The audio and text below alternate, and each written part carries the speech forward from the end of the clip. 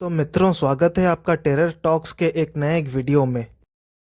का जो वीडियो है वो आया है गुजरात के सूरत शहर से मिस संध्या ठाकुर ने भेजा है। ये इंसिडेंट उनकी मौसी के साथ उनकी शादी से पहले हुआ था, बट वो असर अपना शादी के बाद दिखाता है। वो कैसे, चलिए बताता हूँ। संध्या जी की जो मौसी हैं उनका नाम है आरती। तो आरती जी की शादी को कुछ ही दिन अब बचे हुए थे। उनके पिताजी यानी कि संध्या के नाना जी ने एक मंदिर में कुछ भोजन और कुछ पूजा पाठ का आयोजन किया हुआ था। भोजन हुआ, पूजा पाठ हुआ, सब खत्म हुआ। इसी बीच में संध्या जी के लिए एक साड़ी का भी पूजा किया गया था।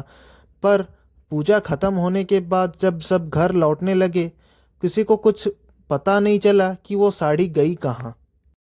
देर बाद जब साड़ी ढूंढने पर भी नहीं मिला तो सबने जाने दिया कि कोई बात नहीं, साड़ी ही तो है, क्या ही दिक्कत हो जाएगा।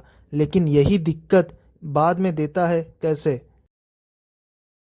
आरती जी का शादी के बाद से ही अपने ससुराल वालों से कुछ ज़्यादा खास संबंध थे नहीं। उनके पति यानी कि संध्या जी के मौसा जी शहर में रहते थे काम के लिए। बाद में उन्होंने आरती जी को अपने पास ही रख लिया। परंतु ये तो आरंभ था किसी एक बड़े संकेत का कि कोई दिक्कत आने वाला है। आरती जी जब प्रेग्नेंट हुई, अपने मायके आ गई अपने सेहत का और अपने बच्चे के ख्याल रखने के लिए। पर उनका जो बच्चा हुआ वो पैदा हुआ एक अमावस की रात को। उनको एक लड़का हुआ था। लड़का भी अच्छा था, काफ़ी होनहार था।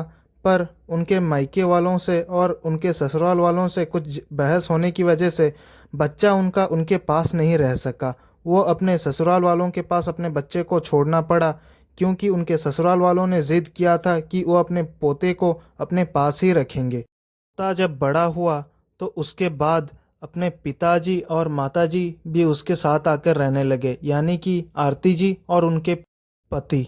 बेटे का हाई स्कूल ख़त्म ही हुआ था और उसके कॉलेज के लिए ढूंढना चालू हो चुका था। पर उसी बीच आरती जी के पति यानी कि संध्या जी के मौसा जी का देहांत हो जाता है।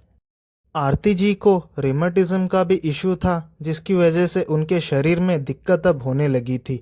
उनको चलने फिरने में भी दिक्कत आ रही थी। पति के जाने के बाद उनका गम बहुत ज़्यादा बढ़ गया था। इसीलिए उन्होंने डिसाइड किया कि कोई डॉक्टर के रिकमेंडेशन में आएंगे। बट डॉक्टर ने उनके बीमारी को देखते हुए जो इलाज के लिए दवाई दी, वो दवाइयों का कुछ ज़्यादा असर हुआ नहीं उन पर। मेडिसिन के साइड इफ़ेक्ट्स की वजह से आरती जी की तबीयत अब और बिगड़ने लगी थी। और यहाँ पे जो बच्चा था उनका, वो एकदम अकेला पड़ चुका था। दोस्त भी उसके कोई थे नहीं खास, और वो खुद भी अकेला रहने लगा था। पिता के जाने के बाद माँ की तबीयत का गम किस पर उतारता, उसको कुछ समझ आ नहीं रहा था। इसी बीच उसको मिलता है एक दोस्त। वह दोस्त कुछ अच्छा खास दोस्त तो था नहीं उसका, परंतु उसके साथ कुछ नशा किया करता था। अब आरती जी के बेटे को नशे में ज़्यादा दिलचस्पी होने लगी थी। उसने एक सलाह दी, मतलब उसके दोस्त ने एक सलाह दी अपने दोस्त को, मतलब आरती जी के बेटे को, कि कोई अच्छा एकदम सटीक बताने वाला ज्योतिष उसकी बहुत सहायता कर सकता है। परंतु ये वाला कुछ तरीका काम नहीं आया, क्योंकि वो बहुत जगहों पे गया और बहुत सारी चीज़ों को ट्राई किया, बट उसको कोई अपने जैसा और उसका साथ देने वाला कोई मिला नहीं। जगहों पर जाता रहा, वो बहुत पैसे खर्च किया इन सब कामों पर, परंतु उसको कोई ऐसा ढंग का मिला नहीं जो उसकी कुछ सहायता कर सके या फिर उसको कुछ उपाय दे सके। उसने अपने और दूसरे दोस्तों को या फिर अपने परिवार वालों से भी पूछा, सलाह लिया, उसको कुछ खास फर्क पड़ा नहीं। उसके दिक्कतें बढ़ती जा रही थी और एक तरफ से उसकी माँ की तबीयत जो थी वो ऐसे ही खराब थी। पिताजी के द्वारा रखे हुए पैसों से अब उन्होंने अपने घर का कर्जा तो चुका दिया था, परंतु अब उन्हें आगे बढ़ने का भी कुछ जरिया चाहिए था। स्कूल ग्रेजुएट होने की वजह से उसको आसानी से कोई नौकरी मिल नहीं रही थी, और जो नौकरी उसे मिल रही थी उसमें काम बहुत था और पैसे बहुत ही कम थे, जिसकी वजह से उसके दिमाग में बहुत सारे अजीब अजीब ख्याल आने लगे।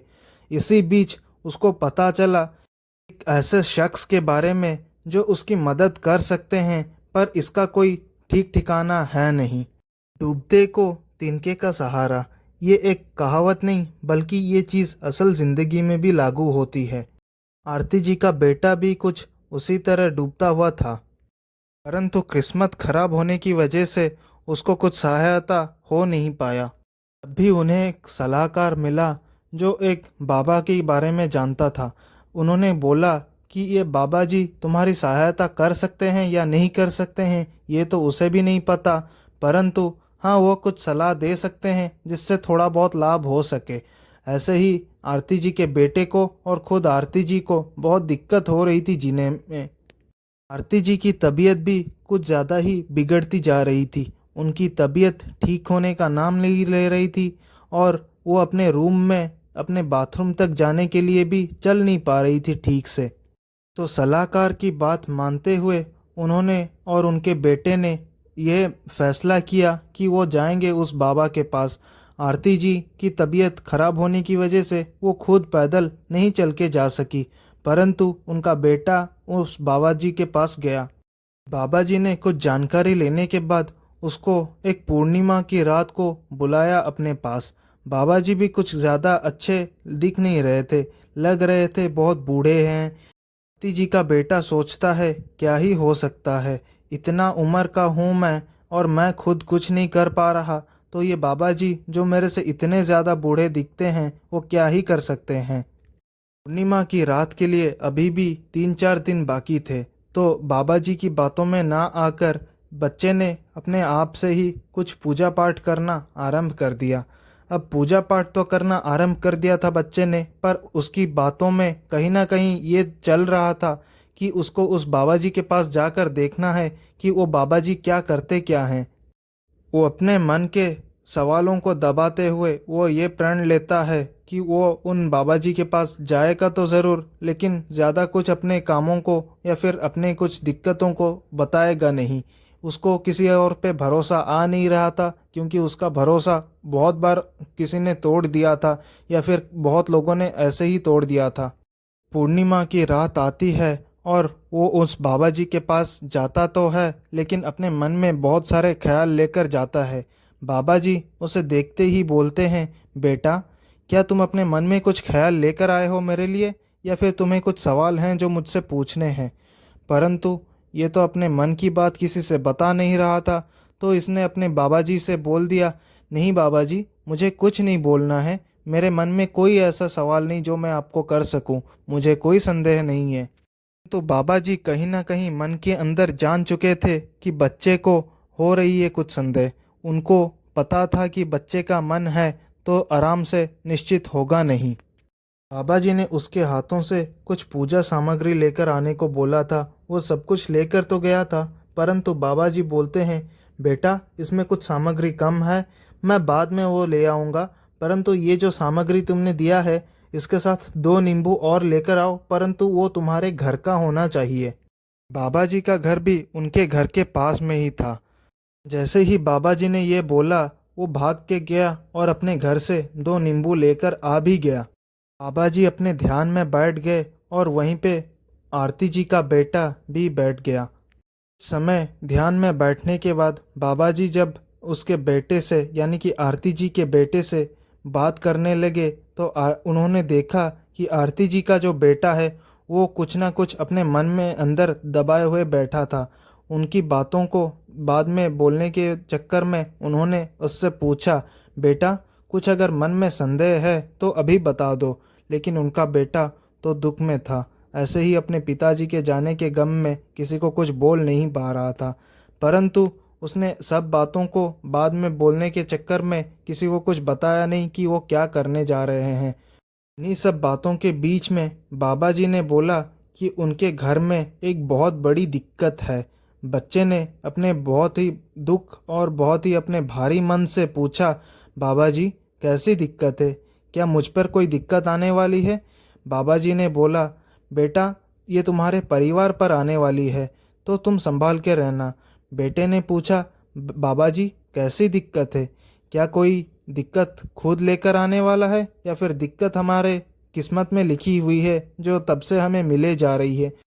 बाबा जी अपने पूरे मन से समझ गए बच्चे के मन में जो पल रहा दुख है वही सबसे बड़ा दिक्कत है।